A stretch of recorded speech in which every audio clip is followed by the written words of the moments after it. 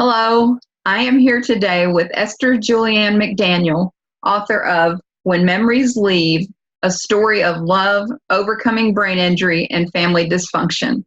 Welcome, Esther. Thank you, Faye. All right. First, we want to talk about you as an author. So I'm going to ask you a few questions about that. Does writing energize you or exhaust you? To be honest, before today, I never really gave it any thought. When I'm writing, I get into a zone. And so I don't really think of it as energizing, because when I'm done in my office and I enter my house and I see everything that is not done, I don't energized at all. Because there I sat at my computer and I feel like nothing is done. At the same time, because I do get into the zone, it energizes me in that way. And so I stay really focused on the project that I'm working on. So Wow. I guess it does both. You're not the first author to tell me that. Okay. What was an early experience when you understood that language has power?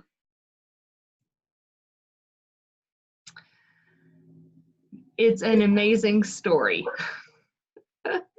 My children were little. We had just come back from running errands, and I got out of the minivan and went over to their side and opened up the sliding door. And there's 5 of them, and 3 of them were in car seats.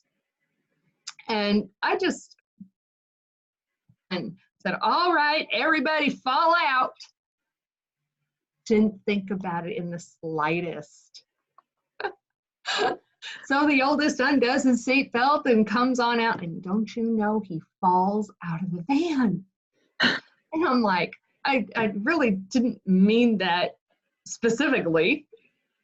So, okay, the next one comes, and he comes to the door, and I want to jump all by myself. He's done it before. Problem. He falls. Child number 3, I undo his seatbelt. Now, he's normally my child that falls out of everything.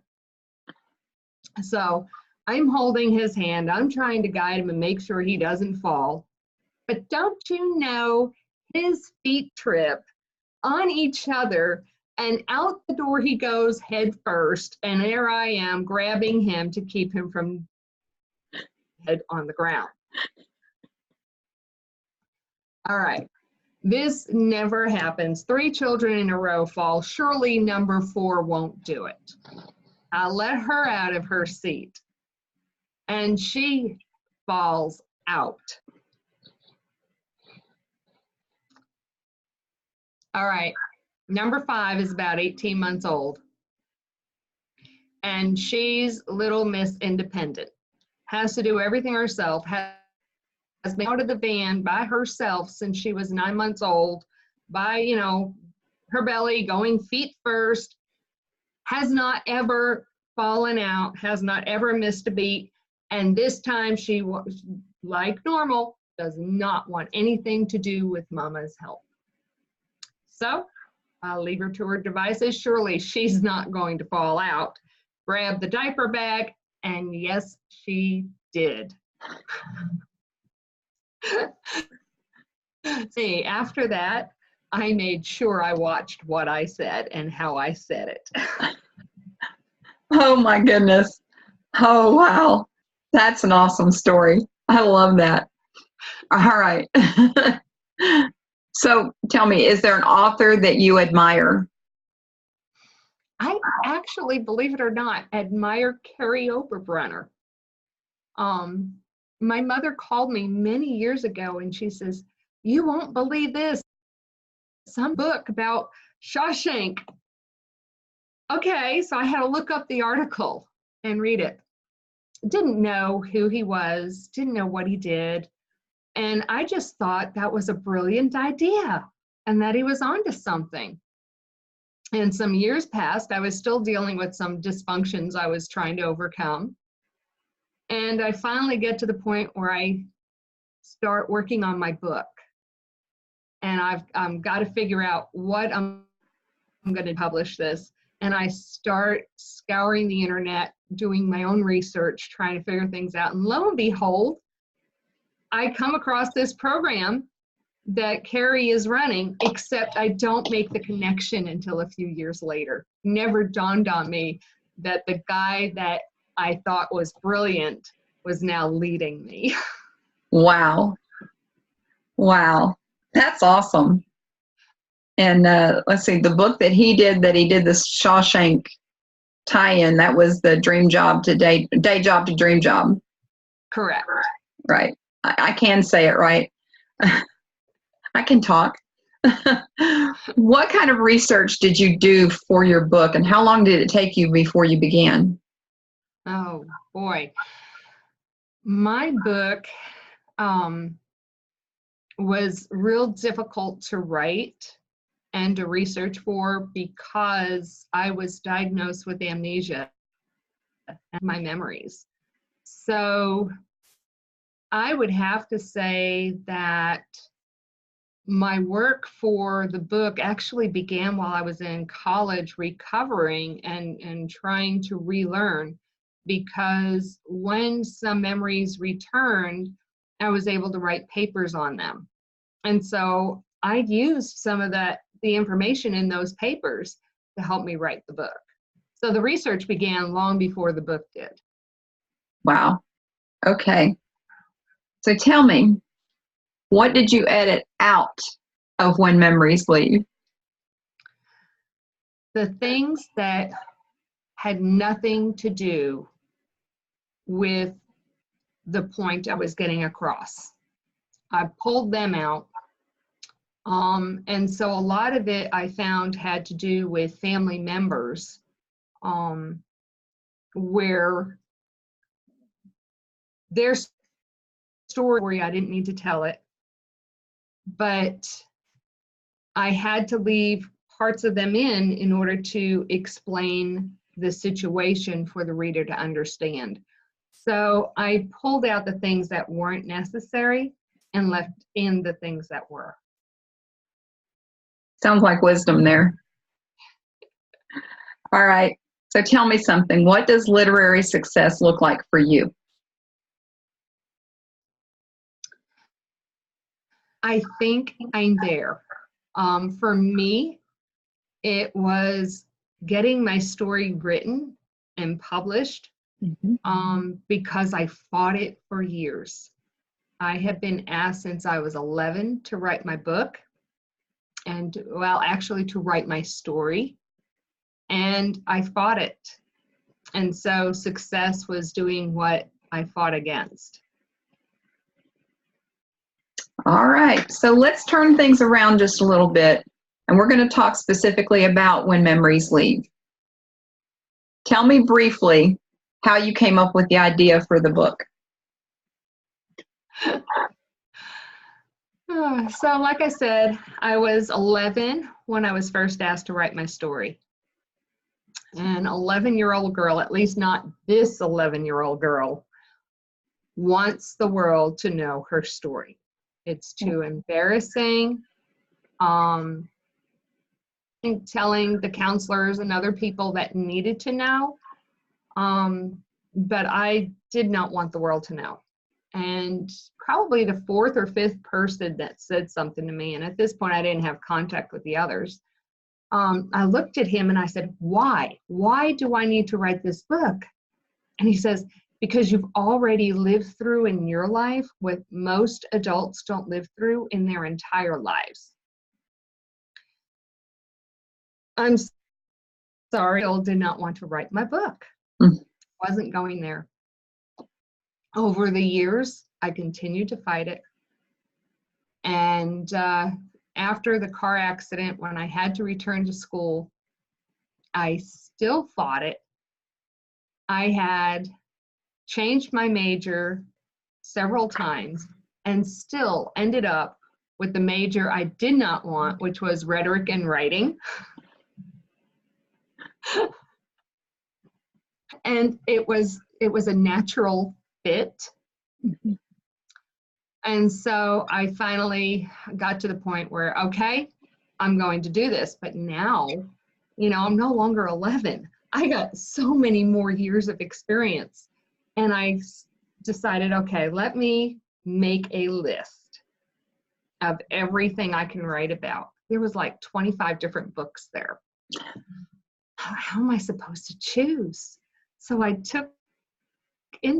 wrote the name of each book on an index card and realized that some of them could be turned into a series. So I also wrote a series, and each book that was that I knew I could put in a series, I wrote the title of each book on one index card with series on it to indicate that that was going to be the book to start the series with.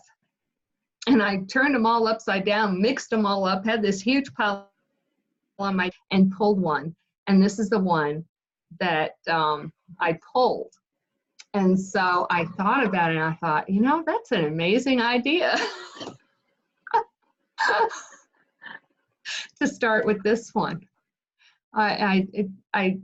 It's not the 11-year-old story, but it leads into the 11-year-old story. And so the 11-year-old story will be told during this series. All right. I love that very scientific way you determined which book to start with. That's very good. So I believe as you share your story in When Memories Leave, and you've already mentioned a car wreck, you have experienced the brain injury. Am I right? That is correct. Okay. Go ahead. That is how I ended up with amnesia. How the brain injury occurred is still unknown and probably will never. So how are you now? I mean, obviously you wrote a book. I'm better than a lot of other people that suffer brain injury, but I am not the way I was prior to the brain injury. Right. And so there's a saying that people with brain injuries use, and it's called our new normal. And we kind of celebrate our anniversary of our injury because it's like that's how old we really are. So I'm 17 years past my accident. I have 17 years of relearning. So my mind is like 17 years old at this point. Wow. Wow. All right. So this is the way I think. You could so easily have blamed the person that caused that wreck. Yeah. Yet I could have. And I think for a little while I did. But I think initially I was more angry at the unexpected change of plans for my life than I was at the driver of my vehicle. And so the opportunity to blame him kind of vanished from me. And then as I was writing the book, I realized, oh, the accident happened because it was an answer to my prayer. So when you realize that, it gets really hard to blame somebody else. Right. Right. See, now people are going to want to read the book just to find out how on earth that could happen. So what really compelled you? What just made you feel like you had to, besides picking the card, that you had to write this book? Why was this one of the topics that you decided for a book? There are many caregivers of people with brain injuries or people with memory issues that do not understand what's going on in the mind of the person they're caring. And so when I was writing the book, I decided to be as detailed as I could with what was going on with me and within me. So there's not a lot of conversations going on in the book because the focus was on trying to remember what I was experiencing and going through and why I was having trouble communicating, so that caregivers could really understand the people that they work with. Wow. So you said memory issues. So that could basically be if you're a caregiver for somebody with dementia or Alzheimer's, that perhaps understanding better what they're actually thinking and feeling. I can appreciate that because I did that for a while with my mother. It would have been nice to have understood what she was thinking and feeling and going through. Yes, it helped a lot of people going through that. Okay, so was that who you were writing the book for? Did you picture caregivers in your mind as you were writing it, or was there somebody else you wrote it for? I think caregivers were my biggest focus for a portion of the book, but other portions of the book, I envisioned people go dramatic life changes that they didn't cause or had no control over, and trying to come to terms with it. Other times I was writing for people that have some type of a family dysfunction going on and don't know how to deal with that situation, and whether or not there's hope of overcoming any of these types of issues. Right. And so I had a variety of readers going through my head during different portions of this book. Wow. You were just determined to just help everybody, right? Anybody I could. Right. Okay. So tell me, from the bottom of your heart, what do you hope that your book does in the lives of your readers? Ooh, I guess it depends on what the reader is going through in their life.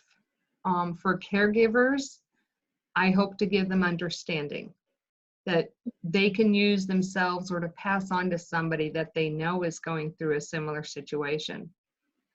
For people going through the dysfunctions that I was going through, I hope to give them hope, that a life sentence, that things will change, that things can change. You just have to give it time.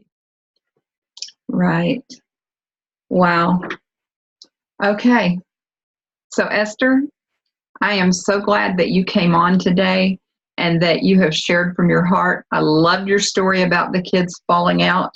And I hope that everybody who has listened to this will go out and buy or order it on Amazon, When Memories Leave, a story of love, overcoming brain injury, and family dysfunction. Thank you, Esther. Thank you for having me. All righty. Bye now.